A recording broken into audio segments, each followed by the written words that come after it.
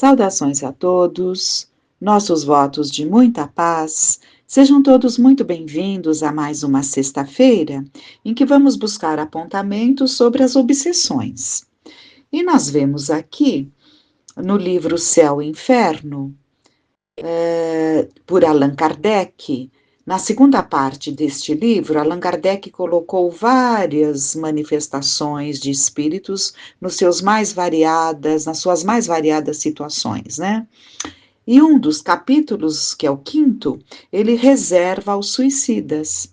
Então ele seleciona ali tantas mensagens que ele tinha, tantas manifestações que ele vivenciou ali na Sociedade Espírita em Paris, como também através das cartas que chegavam de outros grupos espíritas em outros tantos pontos da Terra, e selecionou as que ele julgou conveniente e colocou neste capítulo. E nós vamos começar com a primeira, porque o suicídio, ele não nasce do nada, né? É uma ideia que ganha campo, e quantas vezes é uma ideia que não nasce simplesmente da própria pessoa, né?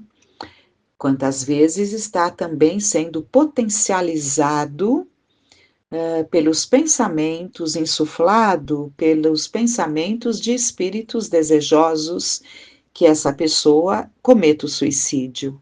Então, são obsessões gravíssimas.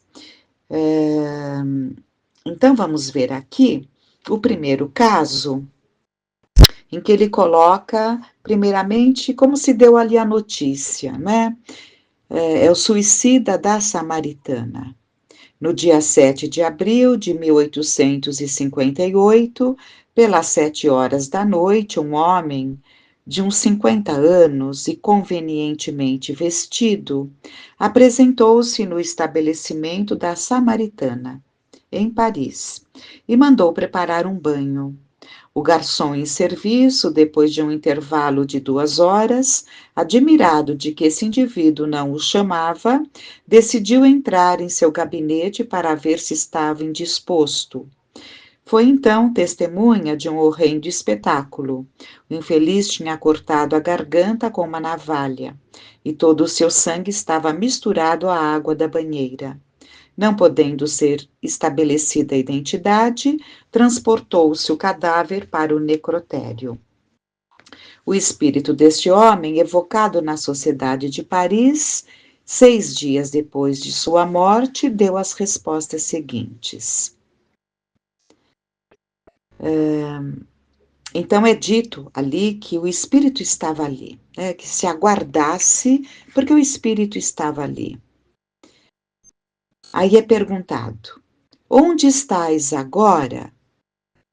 Eu não sei. Dizei-me onde estou. Então, o próprio Espírito diz isso, né? Estais numa assembleia de pessoas que se ocupam de estudos espíritas e que são benevolentes convosco. Dizei-me se vivo, eu sufoco no caixão. Aí Kardec faz um comentário sobre essa resposta.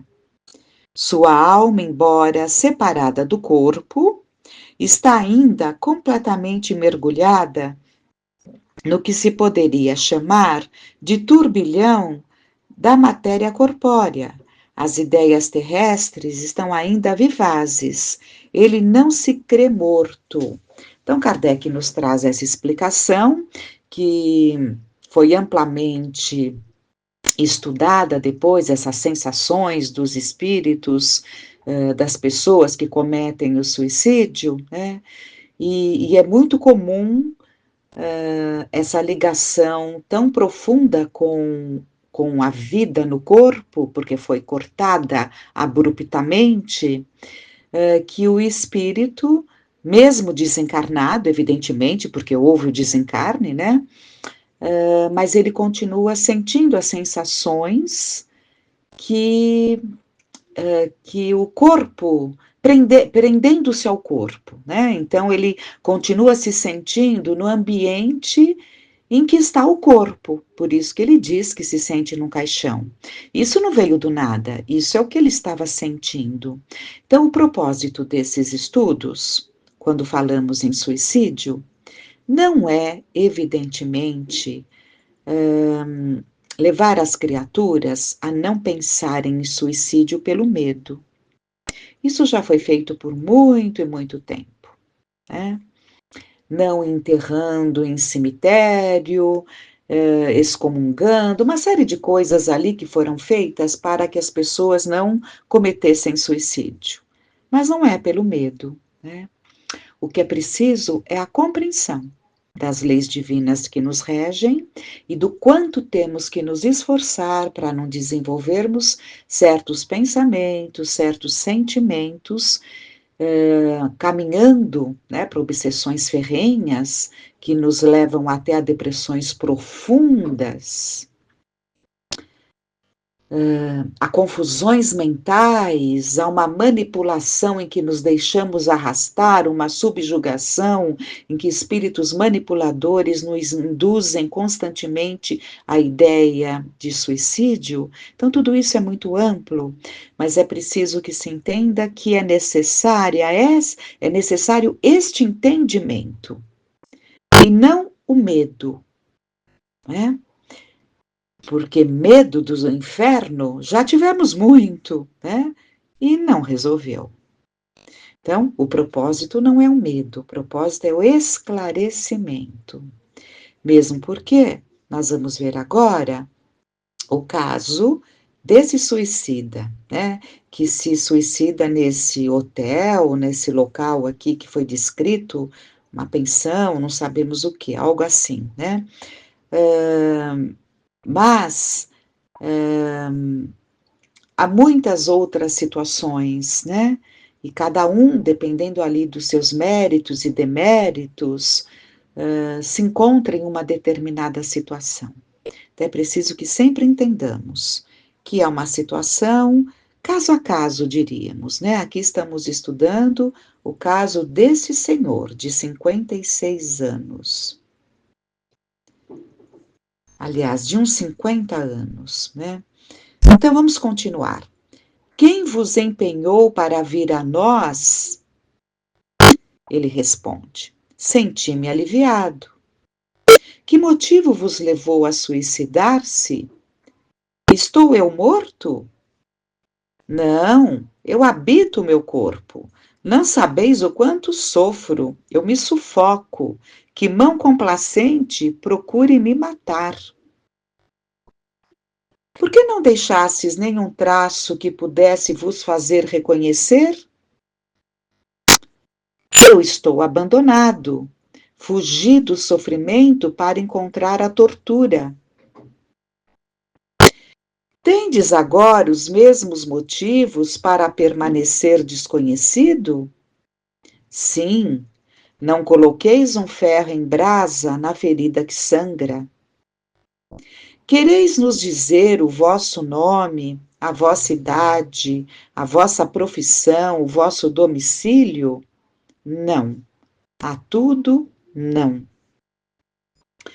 Tinhais uma família, uma mulher, filhos? Estava abandonado. Nenhum ser me amava. Que fizeste para não ser amado por ninguém? Quantos o são como eu? O homem pode estar abandonado no meio de sua família quando nenhum coração o ama. No momento de concretizar o vosso suicídio, não sentistes nenhuma hesitação? Eu tinha sede da morte, esperava o repouso.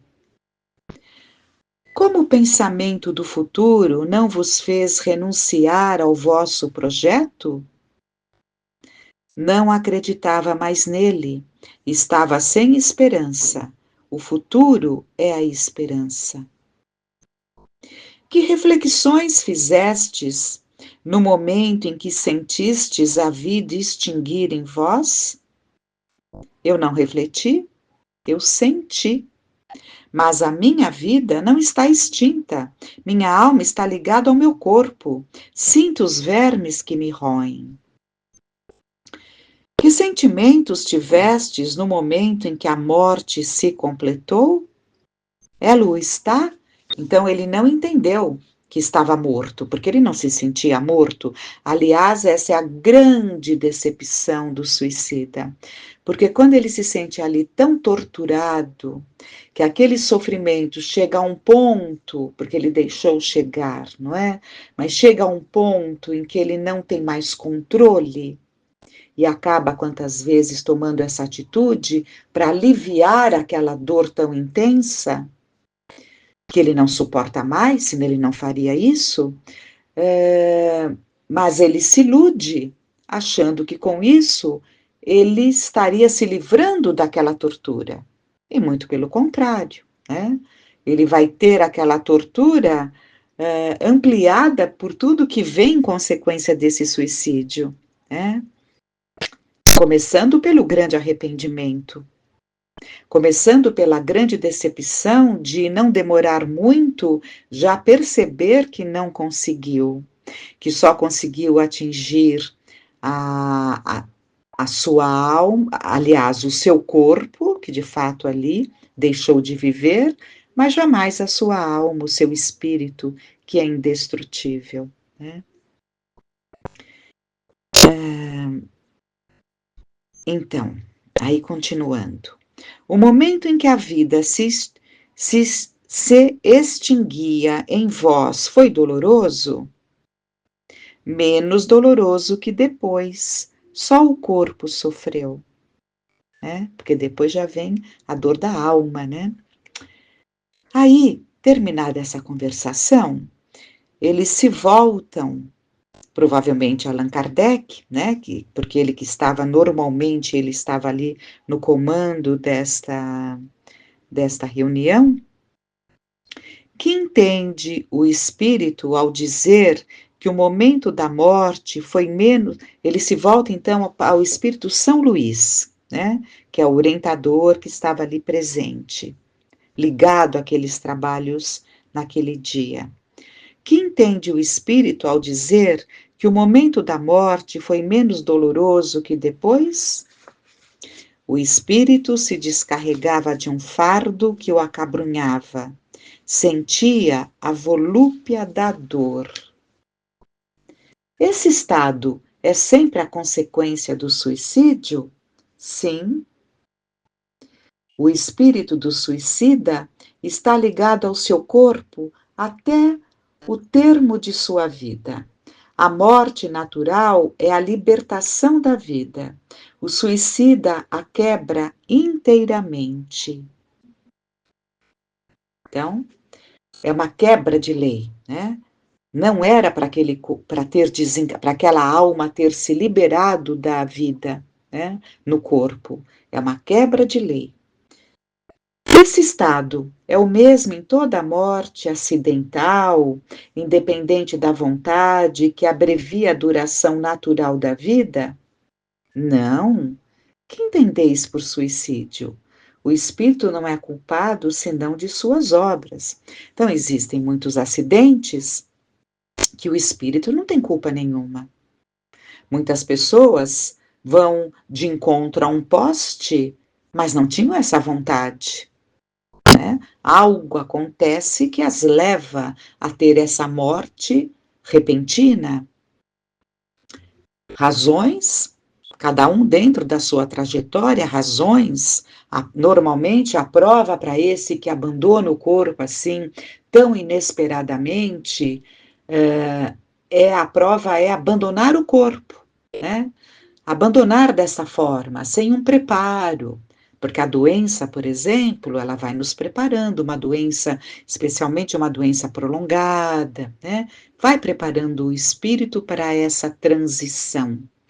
A morte repentina, abrupta, ela pega o espírito de surpresa, né?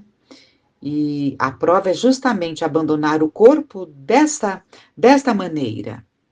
Então, a aceitação, né, de repente ver-se sem poder mais atuar naquele corpo, naquela vida, naquela experiência que muitas vezes gostava, né? Então, diferentemente do suicida, diferentemente daquele que vai de encontro a um poste, mas por quê?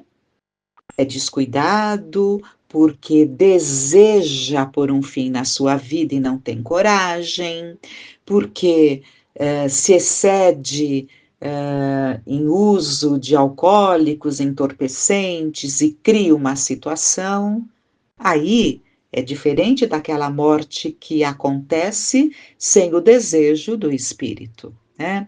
Então aí já entraria para o quadro de suicídios inconscientes, que na verdade o termo inconsciente é porque não existiu naquele momento, quero me ir de encontro a esse poste, mas uma ideia agasalhada dentro dele, ou excessos cometidos através desses usos todos, desses descuidos todos com o próprio corpo, que levam a uma consequência dessa. Ou a direção descuidada, né? A direção ali sem os cuidados naturais da segurança ao dirigir-se, né? Então, é totalmente diferente essa situação. E Kardec, então, vai fazer um comentário agora sobre essa resposta, sobre a situação toda. Essa dúvida da morte é muito comum nas pessoas falecidas há pouco, e sobretudo naquelas que durante a sua vida não elevaram sua alma acima da matéria. É um fenômeno bizarro à primeira vista, mas que se explica muito naturalmente. Se a um indivíduo posto em sonambulismo pela primeira vez pergunta-se se dorme, ele responde quase sempre não. E a sua resposta é lógica. O interrogador foi quem colocou mal a questão, servindo-se de um termo impróprio. A ideia do sono, na nossa língua usual, está ligada à suspensão de todas as faculdades sensitivas. Ora, o sonâmbulo que pensa, que vê e que sente, que tem a consciência de sua liberdade moral, não pensa dormir. E com efeito não dorme, na acepção vulgar da palavra. Por isso ele responde não, até que esteja familiarizado com esta maneira de entender a coisa. Então, vamos dar uma explicação desse sonambulismo que Allan Kardec trouxe. Sonambulismo é um desprendimento que pode se dar durante o sono, então o corpo está ali repousando, mas o espírito está lúcido, né? E totalmente consciente e pode ser evocado, né? Então pergunta-se a ele, você dorme neste momento? Ele dirá não, porque ele está ali totalmente se sentindo vivo, dando aquelas respostas. É claro que o sonambulismo, ele foi altamente estudado, experienciado, e os médiuns foram aprendendo a ter essa noção. Então, muitas vezes, não há necessidade desse sono. Um médium, numa sessão mediúnica, ele pode desprender-se do corpo num transe sonambúlico e perguntado, ele pode responder a questões ali que ele está vendo, que ele está sentindo, que ele está experienciando em espírito.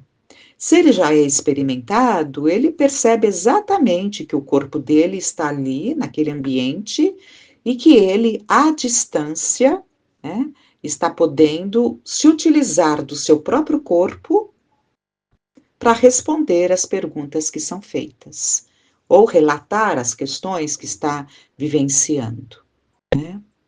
Então, mas continuando, então, o caso do suicídio. No exemplo acima, bom,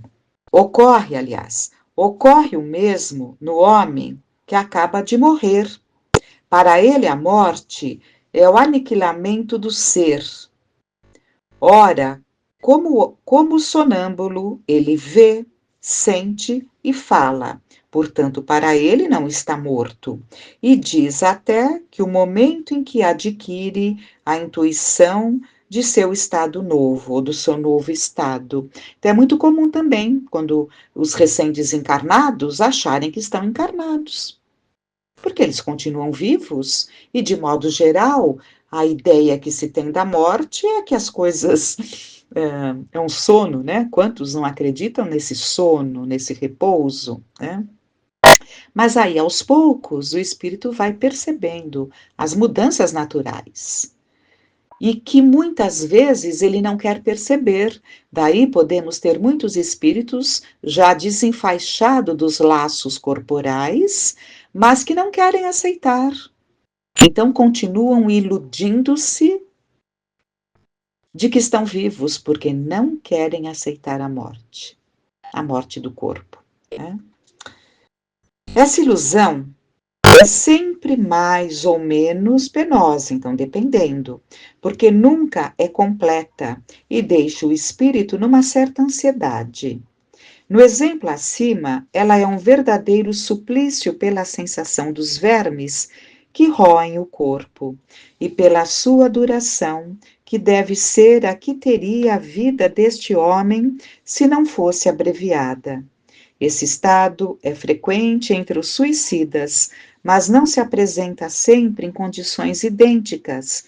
Varia, sobretudo, em duração e intensidade, segundo as circunstâncias agravantes ou atenuantes da falta. A sensação dos vermes e da decomposição do corpo não é mais especial nos suicidas. Ela é frequente naqueles que viveram mais da matéria, mais da vida material que da vida espiritual. Em princípio, não há falta impune, mas não há regra uniforme e absoluta nos meios de punição. Então, Kardec deixa muito claro aqui as diferenças. E esse verme, sentir os vermes roer, não é uma característica especial daquele que comete o suicídio, aliás. Por quê? Porque há muitos suicidas que têm muitos valores, que já são desprendidos da matéria, né? Outras causas o levaram a esse tormento, a essa obsessão, né? Cada caso é um caso, a essa situação tão dolorosa em que ele não encontra forças para resistir. A sensação dos vermes roendo é o que denota isso, é uma consequência da vida voltada muito para a matéria. Então, se somos extremamente materialistas, o que é ser materialistas? É viver apenas para o corpo. E o que é viver apenas para o corpo? É viver apenas para as sensações do corpo, né? Sensações que atendem o imediato, sensações da matéria, né? São sensações. É preso às sensações. Então, se vivemos apenas para aquilo que o nosso corpo aprecia e deseja de forma viciosa, né? Quando temos a nossa vida ali apenas voltada para a matéria e não desenvolvemos o nosso potencial como espíritos, é claro que podemos estar sujeitos a essas situações mais dolorosas, né? Então, é isso, esse é o grande alerta para todos nós, e para que evitemos essas situações tão mais difíceis, é mais do que tempo de mergulharmos nos ensinamentos de Jesus, quando ele disse: são muitos os escolhidos, são muitos os chamados, mas poucos os escolhidos. E por quê? Porque chamados somos, é o convite. É o convite amoroso do Cristo para que despertemos para os valores do Espírito que somos. Mas, se não nos prepararmos para isso, né, chegaremos ali naquele banquete sem a veste necessária, sem a túnica nupcial, como temos na parábola. E o que significa isso? O despreparo. Não perceber ainda que a vida é muito mais que a matéria. E que temos que nos libertar desses atavismos, de tudo que até agora funcionou para nós, né? Funcionou porque se estamos aqui com tantas situações que ainda trazemos, é porque gostamos de lidar com elas, né? Então, se funcionou até agora, entendamos que para adentrar esses novos tempos, nós temos que vestir a túnica nupcial. Então é preciso que estejamos atentos e se cuidarmos, né, da nossa casa mental, disciplinando os nossos anseios, disciplinando os nossos gostos, disciplinando os exageros em tudo, as necessidades que vamos criando e que acabam gerando conflitos e mais conflitos. E esses conflitos vão tomando vulto, adoecendo a nossa mente e desenvolvendo esses quadros mais difíceis.